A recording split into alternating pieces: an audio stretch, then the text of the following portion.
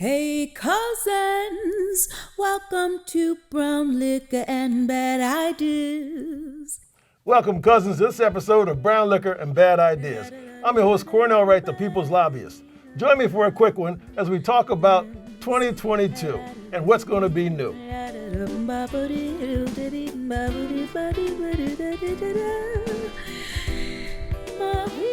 So first of all, cousins, for 2022, still keep wearing your mask, right? And then, by the way, here's a toast to all of you for 2022. Hope you have a healthy and happy year 2022. Here's to all of you. Now, cousins, we're moving into our fourth season of Brown Liquor and Bad Ideas. And the good folks at Baobab Tree Studios have helped make this production possible. I appreciate them and hope you appreciate their work as well. And if you like them, say something good on the comments. So we're going to do some things differently this year. We're going to try to bring in some new voices, additional voices, so it can add to the context and to the texture of what we're doing here at Brown Liquor and Bad Ideas. And by the way, it's always good to share a drink with a friend. So we're also going to focus on 5 things, cousins, that I think will be the threads running through a lot of our shows this year, okay? Those 5 things are going to be education, equity, the environment, elections, and the economy. We're going to call them the 5 E's, all right? And so let me just go through quickly why we think those are important and why you might want to consider. And by the way, if you have other things you think are significant in regards to major topics you want us to be concerned about this year, let us do that as well. Give us some comments about that. So the first one is education. Now, we all know that the young people who've gone through various COVID ins and outs and onlines and in classes and out of classes and people getting sick around them is causing them a lot of stress and issues, right? And we also know that education is critical for the future of our country, right? Because all the things we want to do are based upon education. And so now the question I ask you cousins, is what are we learning individually about our society, about our culture, about our history? And then what are we teaching the young cousins? What do they need to know? If we want them to become technologically capable, we have to give them math and those STEM courses early on, like in 6th grade. You see what I'm saying, cousins? We can't wait. For the rest of us who are a little bit older and we're starting to come in to understand what is our understanding of the world and the environment, circumstances around us, because we're the ones who actually have our hands on the wheels making decisions about what's going on. So, when you look at education, the real question then is, what are we learning and or teaching, and is it fast enough, cousins? Is it fast enough for us to keep up with what we need to be doing? The second E I want to talk to you about is equity. Now, you can talk about equity in a number of different categories, okay? There's racial equity, there's income equity, there's social equity, there's women's equity, there's all types of equity we need to be concerned about. But aren't we the United States of America, who's the most freedom-loving country theoretically in the world? And we provide more freedoms to more people than anyone else in the world? Yes. So then, how are we progressing with our equity activities? Let me do a quick one. This is one I think we can all agree with. Are we paying women equitably to what men are earning? Now, I don't know you, cousin, but I know you had a mother.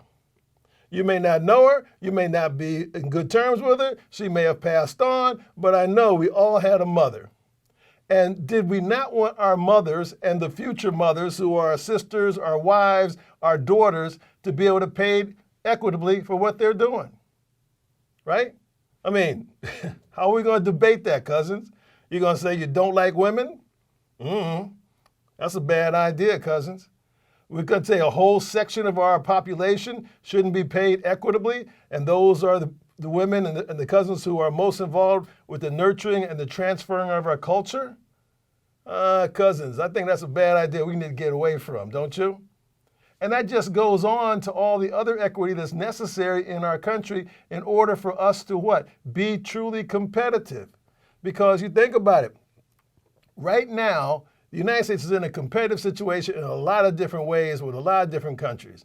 There's energy questions. There's technology questions. There's intellectual property questions. There's actually economic competition going on in the world. All right?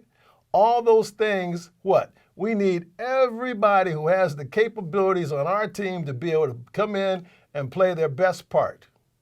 No longer deciding that, hey, we're going to let some people play and other people don't. We need to have everybody get a chance to move to what they refer to as the Peter Principle, level of incompetence. Move as far as you can with your skill set and the opportunities presented to you. Let's make it available to everybody, because that truly is how America should be running. If you go back and look at the founding documents, that's not what they were about, but that's what they were intending. You with me, cousins? Equity. It's important. The other is environment. Now, cousins, there's no longer a question about climate change, right? I mean, there should never have been one, because people who were doing that weren't talking about the science. They were talking about some economics or some other aspects. But the environment is having impact on all of us.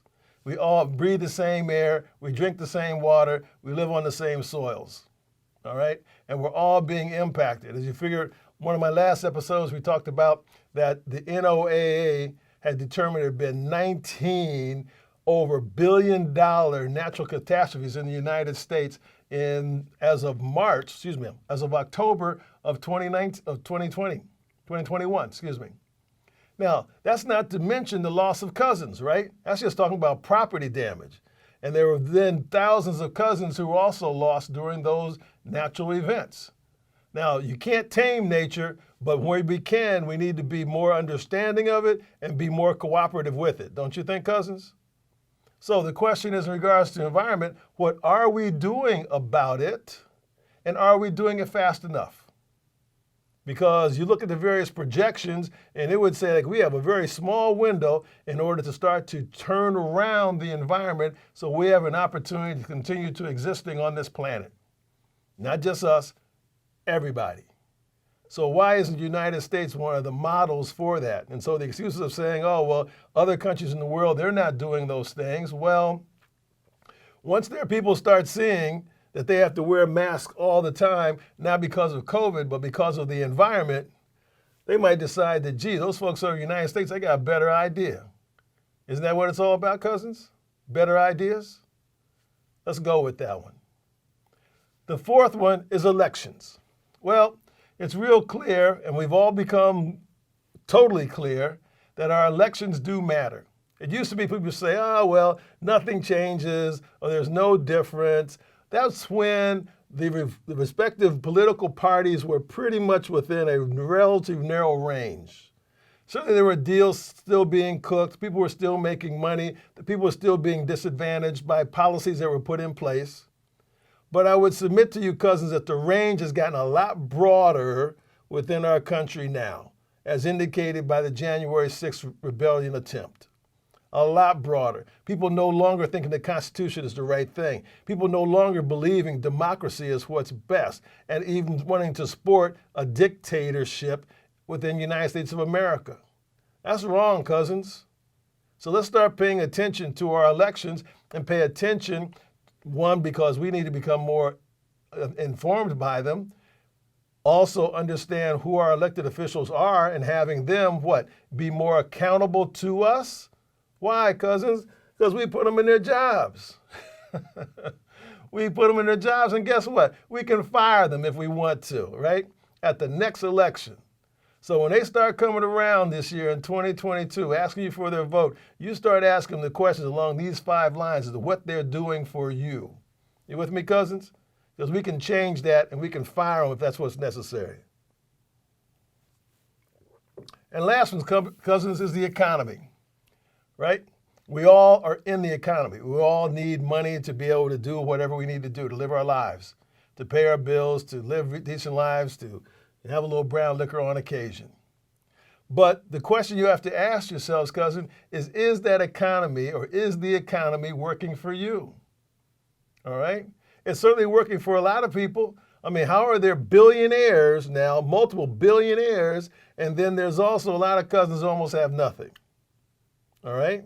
Was that always structured that way? Remember that tax credit, the Republicans, which mostly Republicans, I call it that, occurred a few years back that was supposed to redress and try to help things become more equitable. Do you think that worked, cousins? I don't think so. Do any of you remember how much money you supposedly got from the big tax reduction? You know the answer to that, cousin. So I would say that tax bill didn't work for you, or at least not most of you. Oh, excuse me, most of us, inclusion. So, cousin, the economy is there. There are certain things in the economy that help.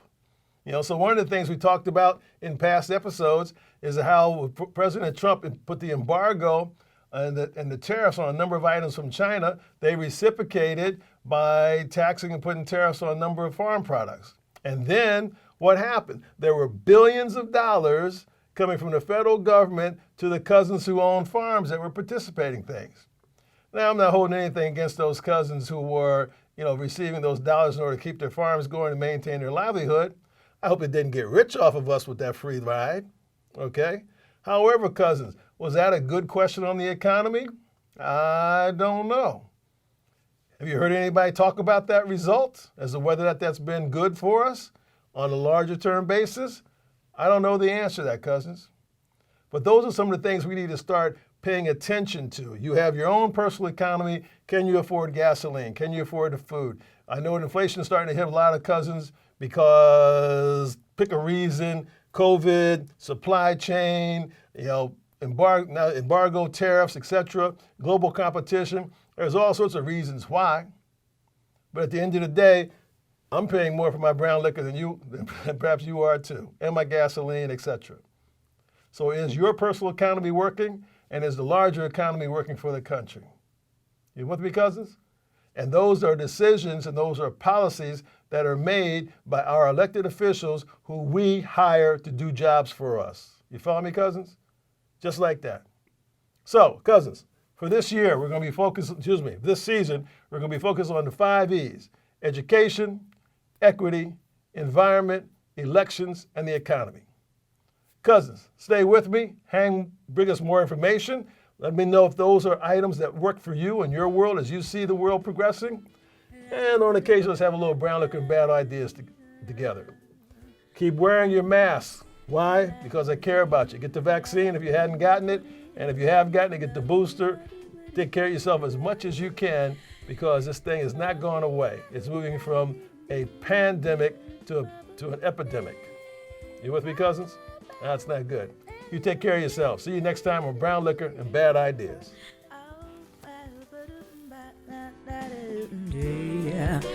We are the people. We are the people.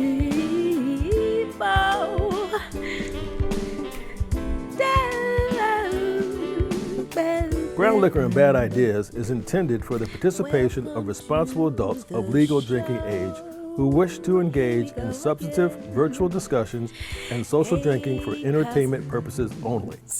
Brown Liquor and Bad Ideas does not advocate the abuse of alcoholic beverages. Choosing to participate in any of the drinking activities shared in the program should be made with moderation and caution and is the sole responsibility of the user.